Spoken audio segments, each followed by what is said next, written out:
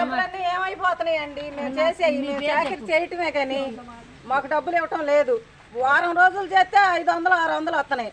11 వారాలు చేస్తే ₹1 ఇవ్వాల. 2 సంవత్సరాలు వెళ్ళిపోయింది, 3వ సంవత్సరం. మరి మేము ఎట్లా కరువు పనికి వచ్చి ఏమి తిని రావాలి? ఎలా చెయ్యాలండి? ఎట్లా మా బతుకుతారు? మరి కరువు పనికి వస్తేనే మాకు జీవనం కదా.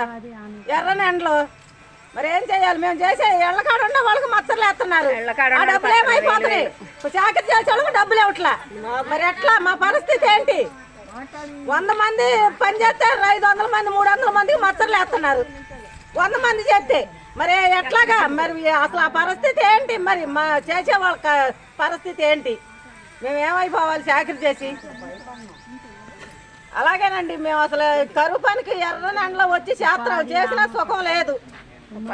ఎట్లాగా? ఉపాధి హామీ పథకం అని మేము వస్తున్నాం. రోజుకు 200 కూడా పడతలా. ఛార్జీలు బాను 150 180. ఈ రకంగా అయితే మేము ఎట్లా చెయ్యాలండి? 150 180 రూపాయలు అయితే ఎట్లా? ఛార్జీలు ఏంటి? ఆటో కట్టించుకొని ఎక్కడ పని ఉందంటే అడగ బాటం, వేరే వాళ్ళకి బాటం. మా చేసిన చాకరీ ఏమైపోతుంది? ఒట్టాళ్ళకి ఇళ్ళ కాడ ఉండే వాళ్ళకి మచ్చర్లు. ఆ మచ్చర్ల డబ్బులు ఎవరు తింటున్నారు? ఏమైపోతున్నాయి? చాకరీ చేసిన వాళ్ళకి ఇవ్వటం లేదు. 11 వారాలు చేశా నేను. 1 వారం డబ్బులు కూడా ఇవ్వాల. స్లిప్పులు ఉన్నాయి నా దగ్గర. అదేమంటే మానేమమ్మా, నువ్వు నీ పంచం లేదు తీసేయి, నువ్వు రాబాకు అని అంటారు. మా అడిగితే రాబాకమంటావు. ఎవరండి? మేస్త్రి ఆయన ప్రసాద్ గారు అని. నువ్వు రాబాకు అమ్మా అని అంటున్నారు. 11 వారాలు చేసా, 1 వారం డబ్బులు కూడా ఇవ్వలేదండి. మరి ఎట్లాగా?